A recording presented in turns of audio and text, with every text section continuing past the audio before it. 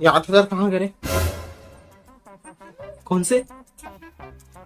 देख 8,00,000 ठोकी साले कमा 8,00,000 ठोकी वो टोकी नहीं, वो थोड़ा से ना कपड़ा ले रहे थे कर सकते। अरे ठोकी कंपनी कपड़ा पहन रहा सलमान खान क्या पता है साले 8,000 से आके कपड़ा लेवाता है।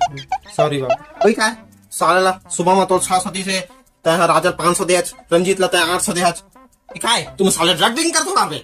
वो नहीं बाबू, मैं तो कभी कभार नौकर बिल भर देता बाद में मुर्गी देते। ओ हाँ भाई सॉरी मैं तो अंबानी के मेरा हूँ ना साले तोर बाप के पास पैसा तुम्हें थोड़े है।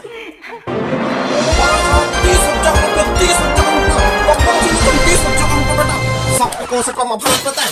कहन बाबू वो थोड़ा वो रेस्टोरेंट टाइप के ढाबा है तेकर कारण खाना पीना बिल बन गई। अरे दादा ढाबा में खा खर्च 30,000 रुपये खाना मुड़वा दे साले इतना तो मैं एक थोक नया टीवी सेक्शन ला ले रहे थे। अब ये कहा है 12 रुपये 18 रुपये 15 रुपये 12 रुपये 18 रुपये। अबे कहा साले देखभाल लेकर ना कोई चीज ना लेता था साले इतना टाइम हर चीज में खर्च जगह था बस होता।